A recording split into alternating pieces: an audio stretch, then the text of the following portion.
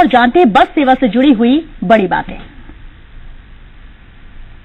तो देखिए, कनेक्टिविटी जो है उसको बढ़ाना भी सरकार के, चाहे स्वराज संकल्प पत्र हुआ, चाहे पिछली घोषणाएं हुई, उनमें एक अहम मुद्दा रहा है। खुद चुनावों के लिए भी एक अहम मुद्दा है, क्योंकि रोड का निर्माण होना, रोड के बाद ट्रांसपोर्टेशन को सरकार मुहैया करा पाए, ये बहुत बड़ी चुनौती है।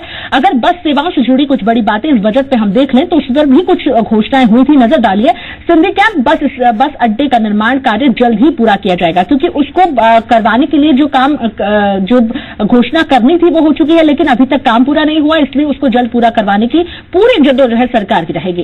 इसके साथ साथ सिंधी कैंप बस अड्डे को एक मॉडल बनाया जाएगा और उस मॉडल के आधार पर शहरों में, जिलों में, पूरे प्रदेश में और बस अड्डों को निखारा जाएगा और उसको ये कहा जा सकता है कि वहां पर विकास के कार्य किए जाएंगे। कुछ इस तरह की घोषणाएं बस अड्डों को लेकर हुई है, बस सेवा से जुड़ी बातों को लेकर हुई है। बिजली को लेकर क्या सौगात मिली है इस बजट में, वो भी देख लेते हैं। देखिए, बिजली का मुद्दा प्रदेश में सबसे बड़ा मुद्दा है, चाहे वो सियासत के लिए हो, चाहे वो जनता की राहत के लिए हो, या चाहे विपक्ष को उनको कोई गर्माहट किसी मुद्दे पर देनी हो, क्योंकि इस मुद्दे को लेकर लगातार सरकार को विरोध झेलना पड़ा। हालांकि किसानों को बिजली की दरों में कमी करके और फिर से उनको एक राहत जो दी गई, उस पर कहीं ना कहीं सरकार ने बैलेंस किया, लेकिन यह बजट पूरी तरह से बैलेंस इसलिए रहा क्योंकि विद्युत नगर निगमों का ऋण भी राज्य सरकार ने अधिग्रहित कर लिया। इसके अलावा आपको यह भी बताएं कि कुछ और खास बातों की बात करें यहां पर, तो राज्यों में विद्युत व्यवस्था को बेहतर किया गया है, ये बात दोहराना सरकार नहीं भूली। यानी कि सरकार ने बताया कि हमने काम किया है और इस बजट में एक बार फिर से अपनी उपलब्धि गिना दी। इसके अलावा अगर कुछ घोषणाओं की हम बात कर लें तो बहुत ज्यादा नहीं, लेकिन 400 केवी के 2220 6 नए सब स्टेशन स्थापित करने की बात सरकार ने अपने बजट की घोषणाओं में की है। इसके अलावा कृषि उपभोक्ताओं के लिए बिजली की अलग व्यवस्था करने की बात की है।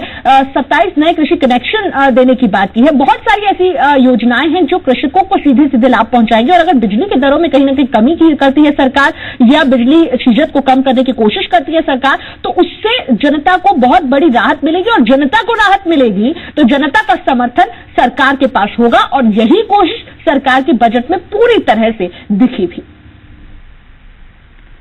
और पर्यटन से जुड़ी अहम बातों पर भी नजर डाल लेते हैं।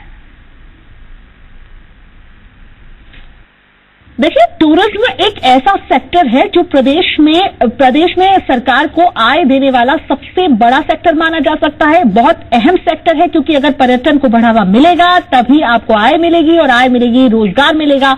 बहुत सारी चीजों से जुड़ी हुई है, ये कनेक्टेड सेक्टर है और इसके लिए सरकार हमेशा प्रतिबद्ध रही है। पिछले अगर 3 बजटों की बात कर ले तो उसमें भी पर्यटन को लेकर खासा जोर दिया गया था। 79% की वृद्धि दर को बढ़ाने की बात सरकार ने अपने पिछले बजट में की थी।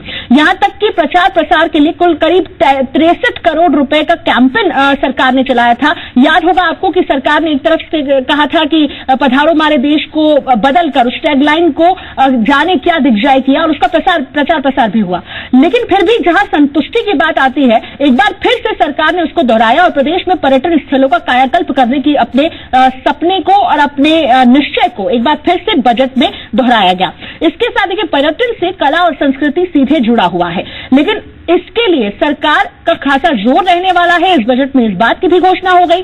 अगर कुछ खास शहरों की और पर्टिकुलर जगह की बात कर लें तो भरतपुर को एक सौगात मिली है। यहाँ की कुछ इमारतों की, यहाँ के कुछ जो ऐसे मॉन्यूमेंट्स हैं उनके संरक्षण के लिए, और नागौर में भी पुरातत्व संरक्षण का काम जरूर होगा। वक्फ दरगाहों को भी पर्यटन के रूप में विकसित किया जाएगा, ताकि ज्यादा से ज्यादा सैलानियों को सुविधाएं दी जा सके, ज्यादा से ज्यादा सैलानियों को यहाँ पर आकर्षित किया जा सके।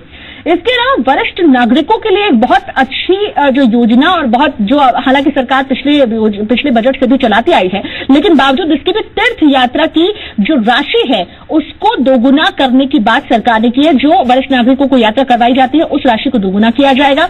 इसके अलावा सरकार तिरुपति और बद्रीनाथ में भी अपनी धर्मशालाएं बनवाएंगी, ताकि यहां का कोई अगर पर्यटक वहां जाता है तो वहां राजस्थान प्रदेश जो है उसको वो वहां पर अपने प्रदेश को वहां पर महसूस कर सके, और सुविधाएं जो हैं उसको अपने प्रदेश में वहां पर मिल सके। इसके लिए भी सरकार पर्यटन को लेकर कटिबद्ध थी।